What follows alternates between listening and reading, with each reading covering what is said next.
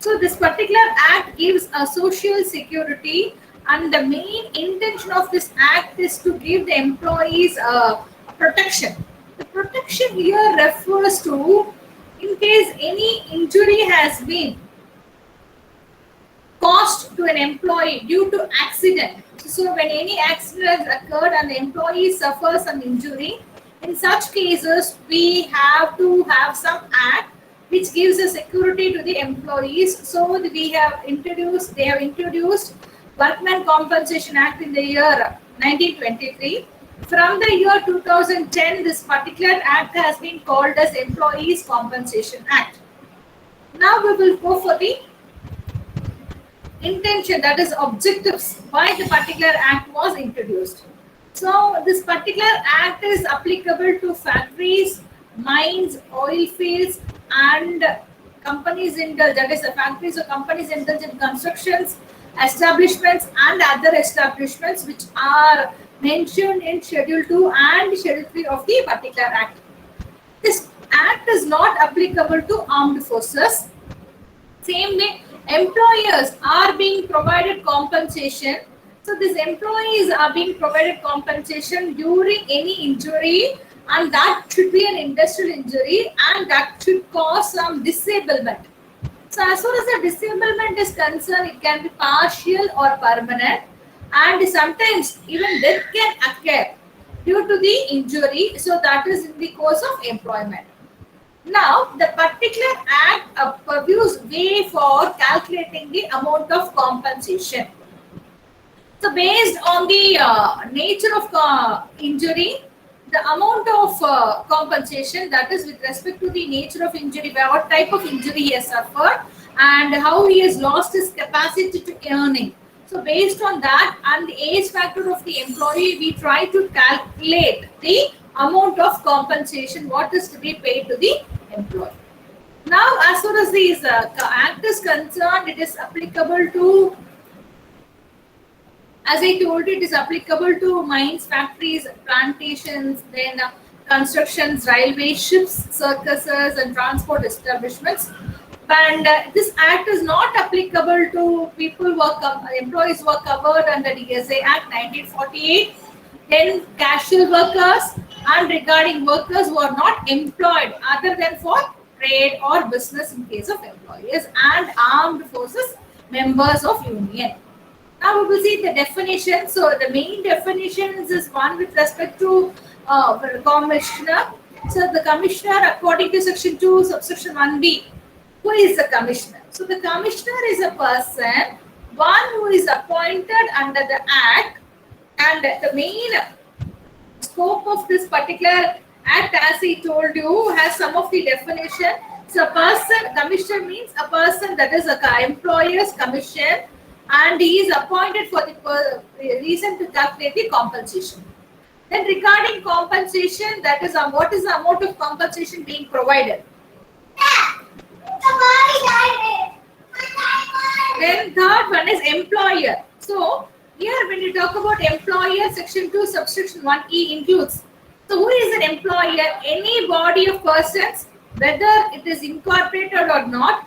Then regarding the managing director, so sometimes the managing director will have an agent who will be looking after the role of, who will be taking part as a role of a employer.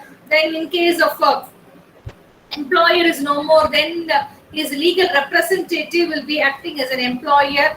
And sometimes in case of temporarily let hire to the other person, then in that case also the workman has entered into contract. So we should have some contractual obligation of service or apprenticeship or such other persons. So whatever title we give, the title should be related to workman and we call him as a workman. So even the contractor will be falling under the definition of the employer. So this is very, very important. We know this definition of employer, section 2, subsection 1, subsection E. Then regarding the amendment, so we have lot of amendments has been taken place with respect to this particular act. So till 2020 we had lot of amendments. This particular employee here refers to who are all the employee, means a person, a railway servant. So he has been defined under Railways Act 1982. and not permanently employed in any administrative district or subdivisional office of a railway, and also not employed in any other capacity as being specified in the schedule 2, then master or seaman or other member of the crew of a ship, then captain or other member of the crew of an aircraft, a person recruited. Then he can be acting as a driver or helper or a mechanic, cleaner or any other person, and his work of capacity is related to motor vehicle. Then a person who is specified in schedule 2, that is recruited for the work which has been done by the company abroad. In such case also, if he is being posted and employed outside India, that is with respect to ship, aircraft or motor vehicle or a company, and if it is company is being registered in India, this will be coming under the particular act. Then regarding employees who are employed under schedule 2, industries also will be coming under the concept of employee. Now we will see the definition with respect to dependent. So the dependent, the term dependent means that is we have to give a list, wrong list. So here what we represent with this livelihood. So people who are depending on the livelihood of the employee, then we call him as a dependent. So we have 3 categories of the dependent. Dependents, whether actually or not. The first was a case of a widow, then a minor, legitimate or adopted son. Regarding unmarried, legitimate or adopted daughter or a widowed mother. So they are dependents, whether actually or not they are dependents. Then persons who are wholly dependent on the earning of the employee. So at the time of the death of the employee, people who are dependent is it can be his son or a daughter, and who has attained the age of 18 years, and who is a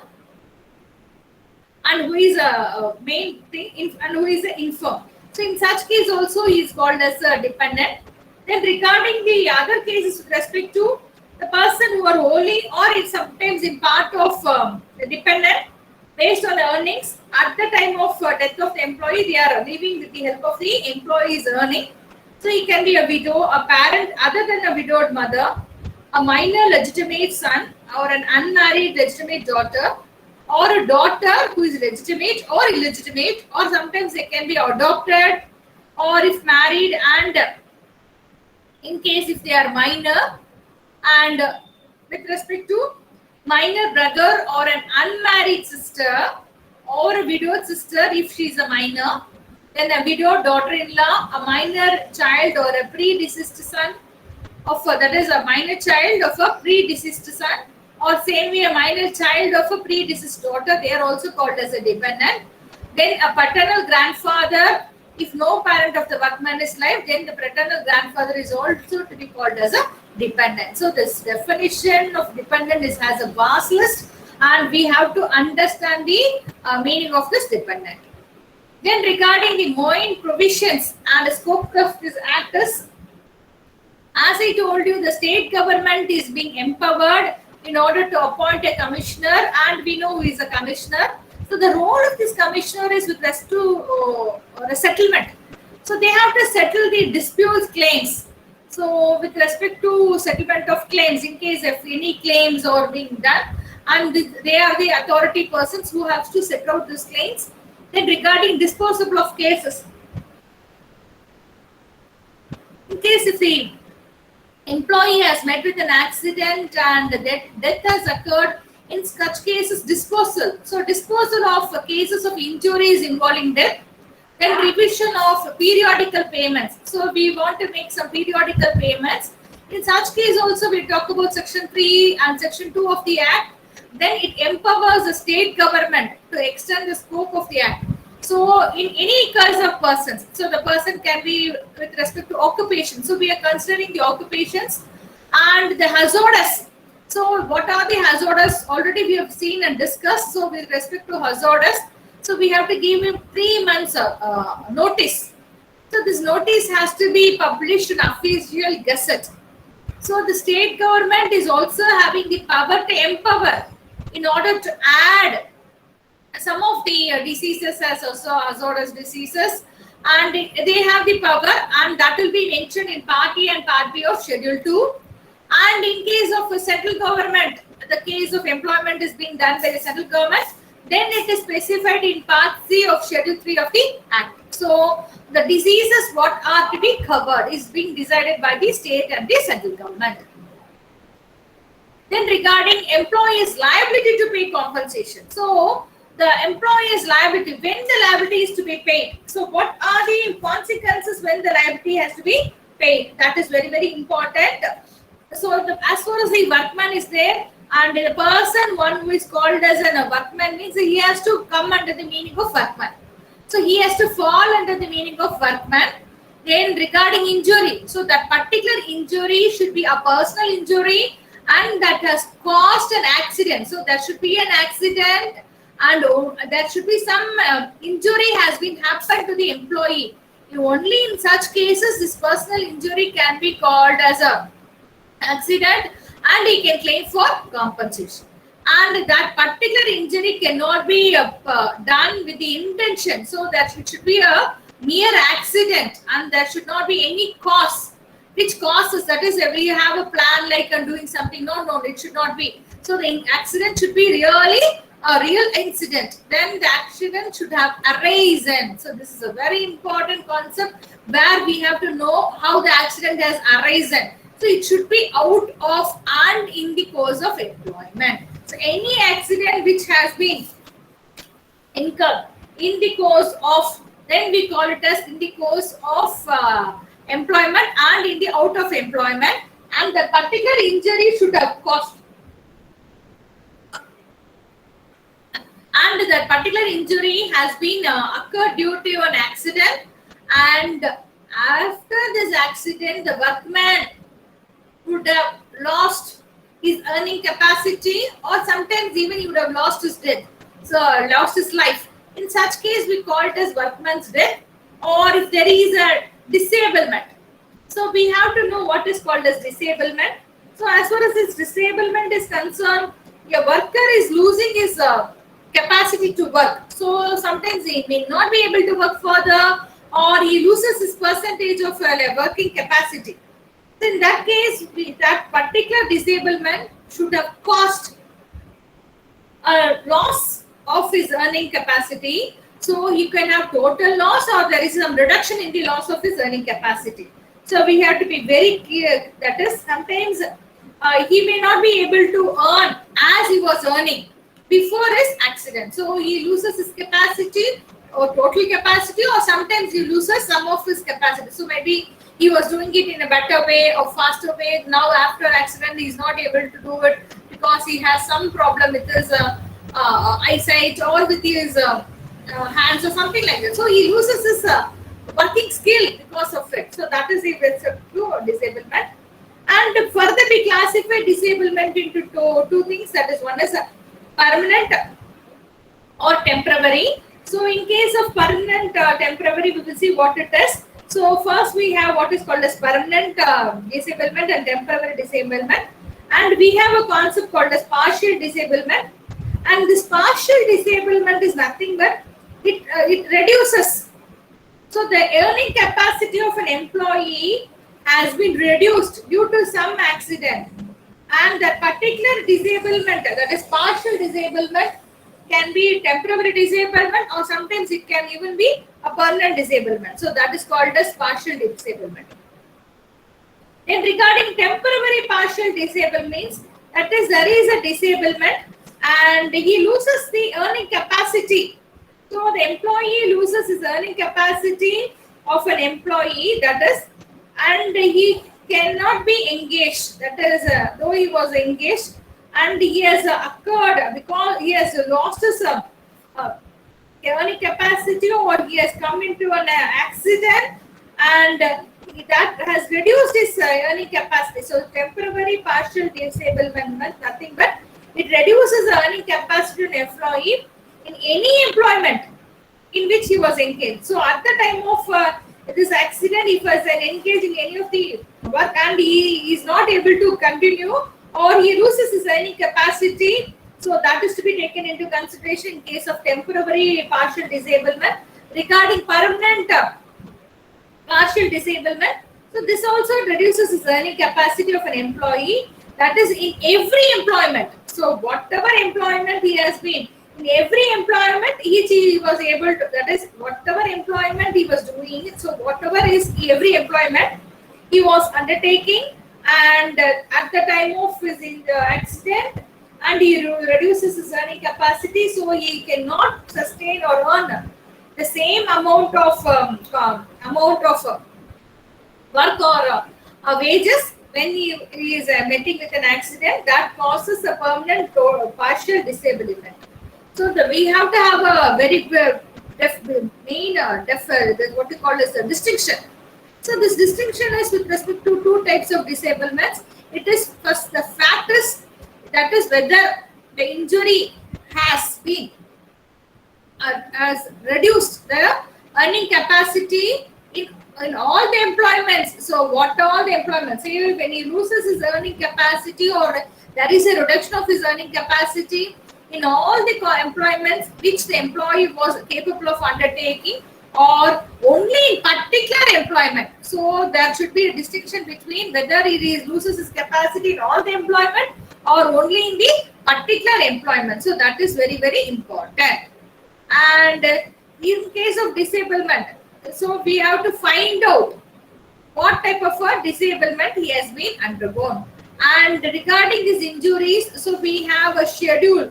So we have a schedule for schedule 1, so which gives us a wide list of injuries. So that based on the injuries, we have to take the percentage of loss. So based on the injury, suppose if a person loses both his hands, or there is a amputation at an higher sides, then he loses totally learning capacity, and the percentage of lost capacity, learning capacity will be 100%. Sometimes where there is a deafness, so he can never hear in his lifetime. That is called as absolute deafness. In that case also we take it as 100%. Sometimes, for example, a person who is losing his 4 fingers.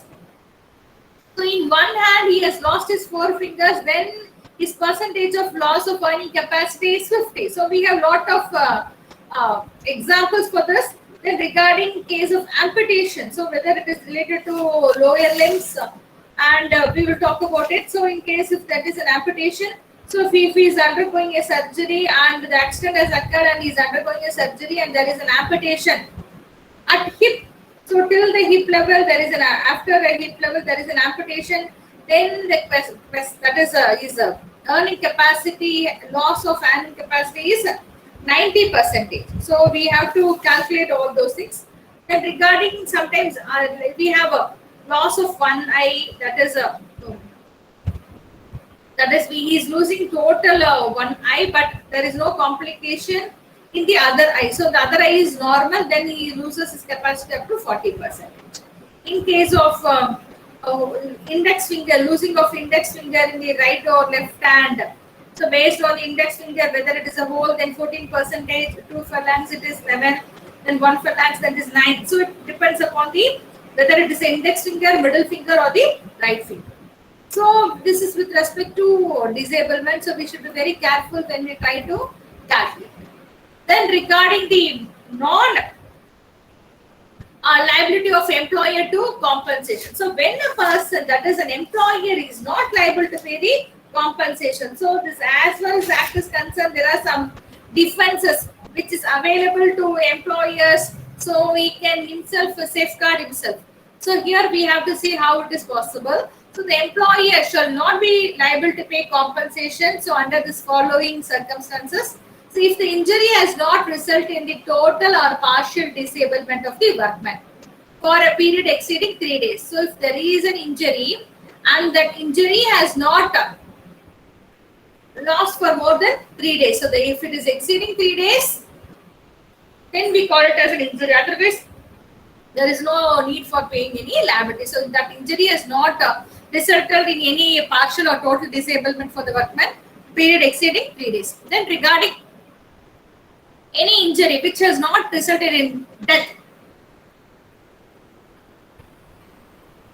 but the injury has been happened, that is the due to the uh, influence of using drugs or drinks during work, and the workman has indulged in such a accident, and in case so he has used drugs or any drinks during his course of employment, and he is carrying out his work, or sometimes he is willfully not obeying the orders what has been given by the employer for the workman in order to safeguard himself, or sometimes the workman is not at all using any safeguard things which has been specified and provided, or any other device which has been provided to the employee by the employer to safeguard his life. If the particular employee has willfully removed, in such case, then this his nature, and he is negligent, and he is misusing the safety precautions. He is not obeying the laws or safety precautions which has been mentioned, and all the accessories has been supplied by the employer. In that case, the employer is not liable, because he cannot be held liable as he has provided all the safety measures to the employee, and the employee is not obedient, and he is willfully negligent. Then in case of any industrial injury that has arisen in the course of employment, and that is anything, so no compensation for disease. So there is a disease which has been caused, that is not caused due to industrial injury, so he has got some other complication and which is not coming under the industrial injury, then, or any other accident. In such case also the employer is not liable to pay the compensation. So here when we talk about the compensation, we have to have the doctrine of assumed risks, the doctrine of common employment, the doctrine of contributory negligence, and the end of personal action with death. So we have to talk about the doctrine of assumed risk. So when we talk about the doctrine, it is nothing but it is a voluntary non-fit injuria, which means whether there is a concern, there is no injury. So when a person is voluntarily agreed or consented to take the risk of injury, so he has got no remedy. That is with respect to the doctrine of assumed risk. Then in case of doctrine of common employment, so when you talk about this doctrine of common employment, we have to talk about the employer, that is employer, as I told you, is not liable for payment of any compensation. Then the employee is having some injury, that is he is working with several persons for a common purpose, and is being injured by some act or omission of some of the persons or its group. So employers, you should take the advantage of this doctrine of common employment. And third is with respect to doctrine of contributory negligence. So if you talk about contributory negligence, an employee is not entitled to compensation for injury which has been caused to by his own negligence. So as I told you, when the negligence is being proved on the part of the employee, an employer will not pay the compensation. So he can prove that the particular employee has been negligent, disobedient.